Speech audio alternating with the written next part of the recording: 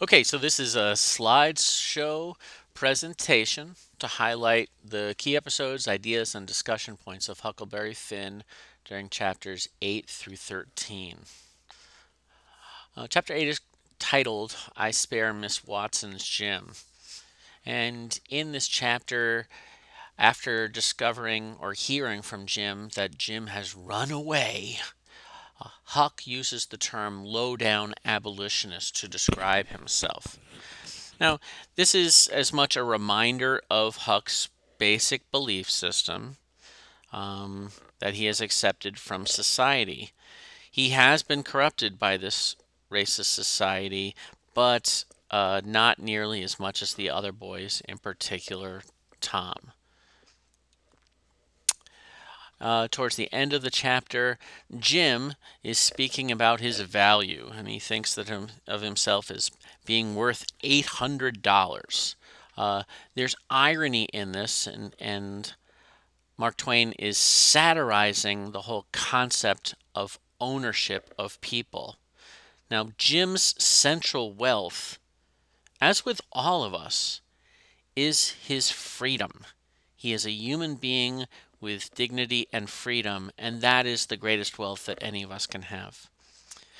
Now, Jim mourns the loss of the money he had, and that's ironic, but he does realize that he is worth a lot of money on the market. But all he really wants is his self, and that is what Twain is satirizing. Chapter 9 is called The House of Death Floats By. And the question, what is the significance of the floating house of death? I'm going to give something away. Readers of this book at this point would not be aware that the man who is dead and whose face Jim covers up so that Huck doesn't have to see it because Jim says it's too ghastly. This dead body is Pap. And this is something that we readers will learn much later in the novel. And Jim hides this information from Huck. Now we have to wonder, why would he do that? And the obvious answer is he's doing it out of a sense of compassion for Huck. We usually don't see Jim, or we only see Jim through Huck's eyes. But understanding this information, we can see Jim in a new light and know that Jim is a man. Jim is a father. Jim comes into this information that Huck is now, even though Pap is a terrible father, Huck is now truly an orphan. And that will affect Jim's decisions as they travel down the river. The last line of chapter 9, Huck says, "We got home all safe." Now, what is home? Home is Jackson Island, and this is a very temporary home, but it is indicating that he and Jim are beginning to form a close bond, the kind of bonds that people who live in a home have for one another. Huck has accepted the cave on Jackson Island as his home. It's in the middle of the river. His home has severed all ties with civilization. He is beginning anew. And moreover, the cave on Jackson Island may symbolize the womb that he is symbolically being born out of, for it is small and dark. Chapter 10 is called What Comes of Handling Snakeskin. And this is the episode in which Huck plays a trick on Jim, or thinks he does, and then it has some very grave consequences. Now, obviously, Huck feels bad that Jim suffers and almost dies in this episode. Or let me question, what does the central episode of this chapter reveal about Huck's moral development? Huck feels bad that Jim suffers and almost dies, but his conscience is still undeveloped, as what he cares most about is not Jim's well-being. What he cares most about is not getting in trouble. And this is proved by his sneaking out of the cave and secretly getting rid of the evidence. Now, moving on into chapter 11. This is a title. This chapter 11 is They're After Us. Huck returns to town in this, and we might ask, why would he do that? I think that Twain is suggesting that civilization does exert a pull on all of us, even if it does sometimes corrupt us.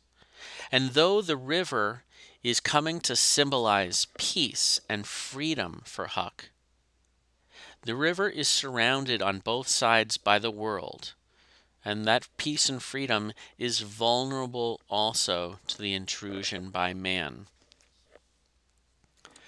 What is significant about Huck's visit to Mrs. Loftus? Well, there's a lot. This is Huck's first attempt to assume a new identity, and he fails miserably, as all of his name changes indicate. He can't seem to keep a straight name, and those names represent his emerging new identity. Mrs. Loftus, of course, sees through him at once, but he does find information about her husband's search for Jim. Now, it is only on the river with Jim that Huck can find himself. He has killed, symbolically, his old self in Pap's cabin. And on land, in Mrs. Loftus' house, he has no real identity. This is reinforced in the final words of chapter 11 as Huck travels in dead silence. Now also, They're After Us. This is the title of the chapter. It's something that Huck says as he's returning to Jackson Island to warn Jim. Now, Mrs. Loftus's husband is not after Huck. He's after Jim. But by Huck using this plural pronoun, us, it indicates a more solid bond that is developing between Huck and Jim. Chapter 12, Better Let Blame Well Alone. This is the start of Huck and Jim's journey down the Mississippi. In this episode, Huck and Jim come upon a steamship, and there are several episodes that show Huck still developing conscience. First of all, he talks about going onto land and borrowing watermelons or borrowing chickens.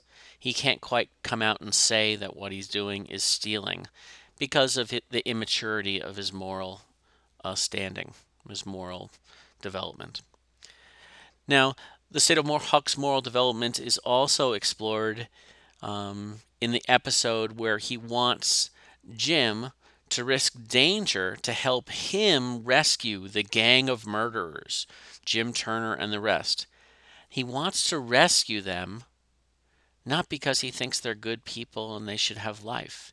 He wants to rescue them so that they can be hanged properly. So again, evidence of an immature and undeveloped moral conscience. Chapter 13 is titled Honest Loot from the Walter Scott. And you wouldn't know this from reading your book, but Walter Scott is the name of a romantic writer from Europe. He was Scottish, actually, who lived in the century before Mark Twain. And his writing was known for romance, chivalry, all the kinds of optimism and unrealistic elements that sometimes described romanticism. Now, by Mark Twain naming a steamboat Walter Scott, and then that steamboat getting smashed on the rocks, this is Twain satirizing romanticism, as the rocks that the steamboat is smashed upon are the realities of realism that Mark Twain is suggesting have smashed the literary movement Romanticism.